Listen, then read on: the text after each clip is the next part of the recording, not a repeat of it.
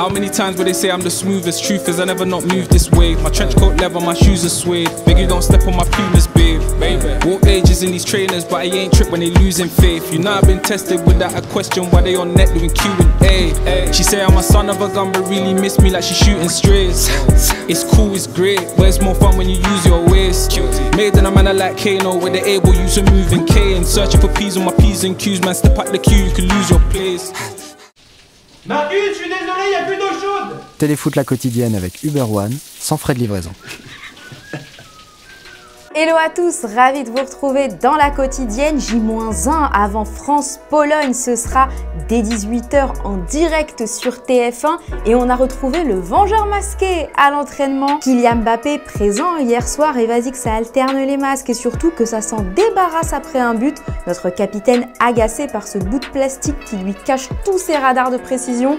Il a terminé la séance démasqué et bien plus à l'aise pour essayer d'ajuster ses frappes, enfin plus à l'aise pour s'amuser avec les copains quoi.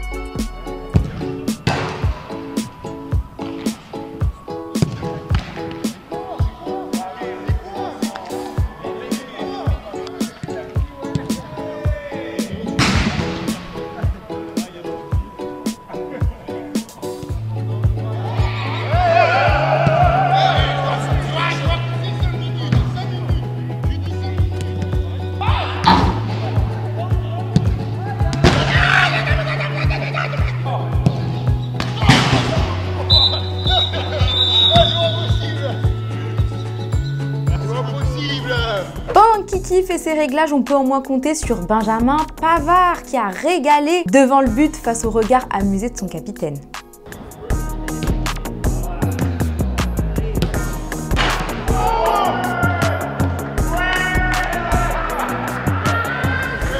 Alors Mbappé débutera-t-il ou non demain? RMC Sport croit savoir qu'il jouera bien, ses coéquipiers en seraient ravis, à en croire Jonathan Klaus. Lui, il lui a distribué les bons points. On connaît tous Kylian, hein. Quand il est sur un terrain, il est à 100%, donc non, moi je l'ai trouvé très bien.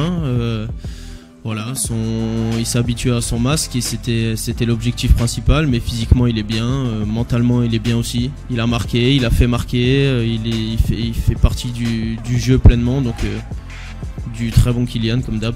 Petit point infirmerie, d'ailleurs absent hier à l'entraînement, Eduardo Camavinga était de retour ce matin avec le groupe pour la dernière séance avant d'affronter les Polonais. On est soulagé parce qu'il nous faut toutes nos forces vives pour viser la première place du groupe D. Ce sera dans l'un de ces 4 scénarios. Si succès contre les Polonais il y a et que les Néerlandais ne gagnent pas face à l'Autriche, si la France gagne et que les Pays-Bas gagnent avec l'écart le plus faible, si les Bleus font match nul avec au moins 2 buts inscrits mais que les Pays-Bas font nul aussi, enfin en cas de nul de notre part conjugué à une défaite des orangeux, ça fait beaucoup. Et attention, autre danger, c'est au niveau des cartons cette fois-ci puisqu'Ousmane Dembélé et Kylian Mbappé ont été avertis contre l'Autriche et pourraient donc manquer un éventuel 8e en cas de biscotte. En attendant de voir ça, je vous pose la question du jour, quel est votre pronostic pour ce France-Pologne? Dites-nous tout en commentaire et soyez bons grâce à Uber Eats, partenaire majeur de l'équipe de France. Un sélectionné repartira avec un abonnement d'1 an offert par Uber One. Et hier, on vous demandait si selon vous, le Portugal faisait partie des favoris de cet Euro. Hugo, pour toi, ça ne fait aucun doute, les Portugais sont favoris car au-delà de leurs individualités fantastiques, ils sont très solidaires et ont un ratio jeunesse-expérience exceptionnel. Tu sais ce qui est aussi exceptionnel? Le fait que tu viennes de remporter 1 an d'abonnement offert par Uber One. Régale-toi bien. Avant notre ultime rencontre dans cette phase de groupe, 2 rendez-vous à suivre ce soir. D'abord avec Croatie-Italie, ce sera dès 21 h en direct sur TF1 à ne pas manquer. Dans le même temps, il y aura Albanie-Espagne et désolé pour les Albanais, mais une défaite de leur part additionnée à un nul entre Croates et Italiens ne permettrait pas au 3e de ce groupe d'avoir plus de 3 points, ce qui serait donc synonyme pour nous de qualification pour les 8e de finale en terminant au minimum dans les meilleurs 3e. On va pas dire qu'on soutient la Roja, mais voilà quoi. Sans transition, hier, outre le 1 partout entre la Suisse et l'Allemagne, ça a chauffé dans le groupe A entre l'Écosse et la Hongrie, 0-0 au terme des 90 minutes. Et un pénalty qui n'a pas été accordé aux Écossais a mis en rage le sélectionneur Steve Clarke parce que dans le temps additionnel, bam, but des Hongrois qui éliminent les Britanniques. Et tout ça, c'est la faute des Argentins. Oui, parce que l'arbitre était argentin. Ça a complètement miné le moral du sélectionneur. European competition. Might have been better to have a European referee. But we had European VAR and maybe the referee didn't see the challenge clearly on the pitch. So, what's the purpose of VAR if they're not going to come in on something like that? It was a penalty.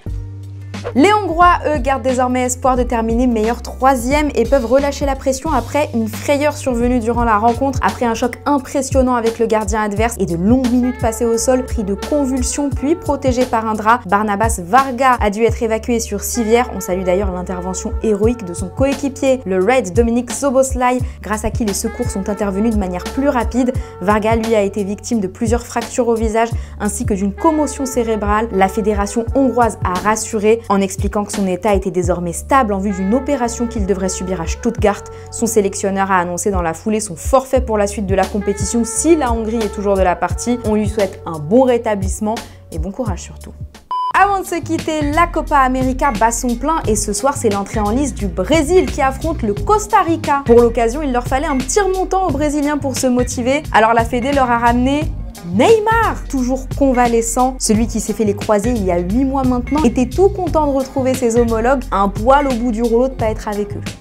Foi muito bem recebido, como sempre, são meus amigos, gosto muito de todos e voltar a sentir esse clima da seleção brasileira é bom demais, tava com saudade. Vou, tô na torcida, né, tô na arquibancada, é maravilhoso, né, de estar perto de todo mundo, da seleção brasileira, é muito bom, então esse clima aqui é maravilhoso, não tem igual. Et voilà, c'est déjà la fin de la quotidienne. N'oubliez pas, ce soir à 21 h sur TF1 en direct, c'est Croatie-Italie. Et demain, nous, on va se retrouver juste après France-Pologne qui sera à 18 h en direct sur TF1 aussi. D'ici là, on se quitte avec la quotidienne des Bleus. Ciao!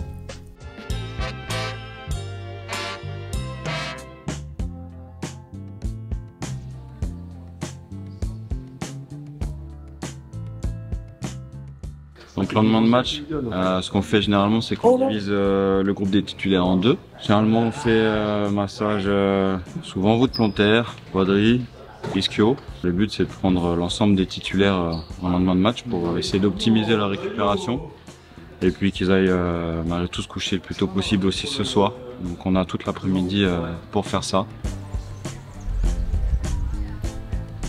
C'était journée récup pour tous les titulaires d'hier.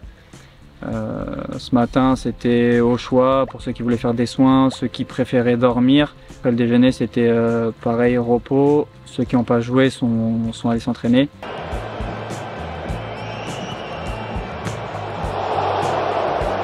J'ai la même analyse que j'ai eue tout de suite à la fin du match. On a fait de bonnes choses. On a été très solide, qui est un de nos points forts. On a mis de l'agressivité, on a été assez compact. On a eu la maîtrise du jeu. Évidemment, on a manqué d'efficacité devant le but. On aurait pu faire la différence. Mais dans l'ensemble, c'était un bon match. Ouais.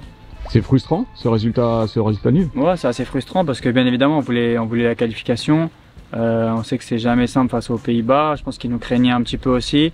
Ils nous ont attendus, ils n'ont pas voulu trop se livrer.